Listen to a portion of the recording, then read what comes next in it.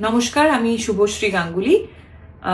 যুব ভারতীতে মেসিকে নিয়ে যে মেসটা ঘটে গেল সেটা নিয়ে কিছু ক্লারিফিকেশন দেওয়ার জন্যই এই ভিডিওটা আমি করছি।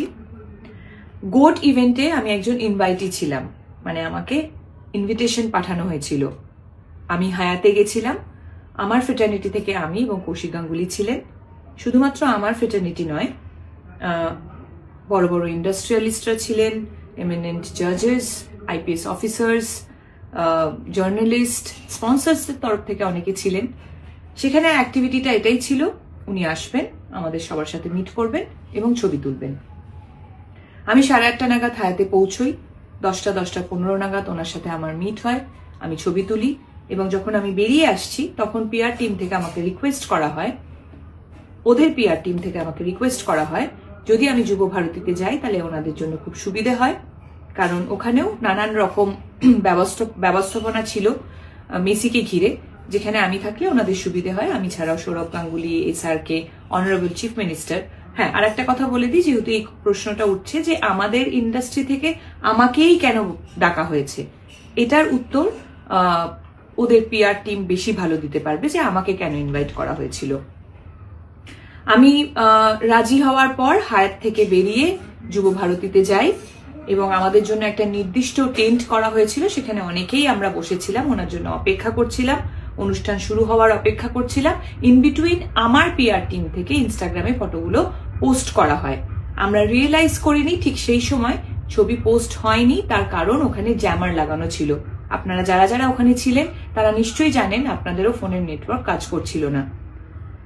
11:30 নাগাদ মেসি ঢোকেন এবং ঢোকার পর যে ক্যাওসটা শুরু হয়, যে ডিজাস্টারটা হয়, সেটা আমি নিজের চোখে দেখেছি। আমি মাঠে বসে নিজে ওনাকে দেখতে পাচ্ছিলাম না, আপনারা কিভাবে দেখবেন? আমি টেন্টের মধ্যে ছিলাম এবং দেখতে পাচ্ছিলাম কিভাবে ম্যানেজমেন্টের একটা ডিজাস্টারের জন্য এত সুন্দর একটা ইভেন্ট হতে গিয়েও হলো না। তারপর ঝামেলা শুরু হলো। আমার একটা শুটিংয়ে যাওয়ার ছিল, অলরেডি আমি লেট হয়ে গেছিলাম। আমি ওখান থেকে বেরিয়ে আসি এবং বেরোনোর সময় যেহেতু আমার শুটিংয়ে দেরি হয়ে যায়, তাই আমার ওখানে কমিউনিকেশন করার প্রয়োজন ছিল। আমি ওখানে কিছুটা সময় ফোনে ব্যস্ত ছিলাম। তারপরে এই যে এত সুন্দর একটা ইভেন্ট হলো না, একটা অদ্ভুত জিনিসে পরিণত হলো, সেটা নিয়ে অনেকের সাথে আমি ডিসকাস করছিলাম। তাই আমি ইনস্টাগ্রাম খুলে দেখতে পারিনি যে আমার ছবিটা তখন পোস্ট হয়নি। আমি বানতলায় পৌঁছই, আমার শুটিংয়ে দেরি হওয়ার কারণে আমি ইমিডিয়েটলি মেকআপ ভ্যানে চলে যাই মেকআপ করতে। মেকআপ করার পর আমি শর্ট দিতে চলে যাই। অনেকক্ষণ পর আমি রিয়েলাইজ করি যে ঘটনাটা আমি দেখে এসেছি সেটা একটা বড় আকার নিয়ে নিয়েছে এবং কোনো না কোনোভাবে আমি সেটাতে রিলেট হয়ে গেছি। যখন আমি ইনস্টাগ্রাম খুলি তখন আমি রিয়েলাইজ করি যে আমার ছবিটা জাস্ট কিছুক্ষণ আগে শেয়ার হয়েছে, পোস্ট হয়েছে টেকনিক্যাল গ্লিচের জন্য, এবং এটা প্রচুর জায়গায় অলরেডি শেয়ার হয়ে গেছে।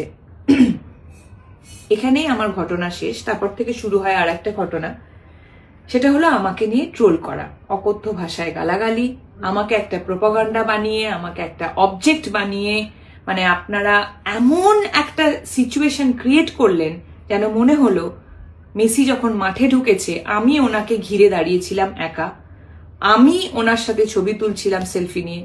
বলতে পারবেন কি আপনাদের ভিউ, আপনাদের ভিশন কোনোভাবে আমি ব্লক করেছি? আমি কি মাঠে কোথাও ছিলাম? আমার কি দোষ যে আমাকে ইনভাইট করেছিল, আমি হায়াতে গিয়ে ওনার সাথে ছবি তুলেছি, সেটা দোষ? হ্যাঁ, আমি এটা মানছি যে টেকনিক্যাল গ্লিচের জন্য আমার ছবিটা রং টাইমে পোস্ট হয়ে গেছে এবং আমি ছবিটি ডিলিট করিনি, এটা আমার দোষ হতে পারে। কিন্তু আমাকে নিয়ে যেভাবে নোংরামি আপনারা করছেন, আপনাদের সাথে আমি সমব্যথী। আপনাদের এত কষ্টের রোজগার, আপনাদের স্বপ্নের মানুষকে আপনারা দেখতেই পেলেন না। যে ম্যাসাকারটা ওখানে হলো, সেম অন্যায়টা তো আপনারা সবাই আমার সাথে করছেন। আপনারা কি একবারও ভেবে দেখেছেন যে আপনাদের, আবার বলছি, যে মাঠে কোথাও কি আমি ছিলাম? ভেবে দেখুন। আমি একজন নারী, একজন মহিলা, বাংলা ফিল্ম ইন্ডাস্ট্রিতে কাজ করি বলে আমাকে কি অ্যাটাক করছেন? বলিউডেও তো করিনা কাপুর গেছিল, হায়দ্রাবাদ থেকেও একজন হিরোইনকে ইনভাইট করা হয়েছিল। শাহরুখ খান কি আসেননি ছবি তুলতে? আমার কিসের দোষ? একটা পলিটিক্যাল অ্যাঙ্গেল দিয়ে দেওয়া হচ্ছে, নানান রকম পলিটিক্যাল নেতারা আমার ছবি নিয়ে প্রেস কনফারেন্স করছেন, নানান রকম জার্নালিস্টরা হয়তো তাদেরকে আমি কখনো সময় দিতে পারিনি বলে রাগ একদম উপরে দিচ্ছেন যে টিএমসির এমএলএ রাজ চক্রবর্তীর বউ অমুকের এক্স গার্লফ্রেন্ড। 2026 আসতে যাচ্ছে, একজন মহিলা হয়ে আরেকজন মহিলাকে আপনি এইভাবে সম্বোধন দিচ্ছেন? এই সমাজে আমরা বাস করছি?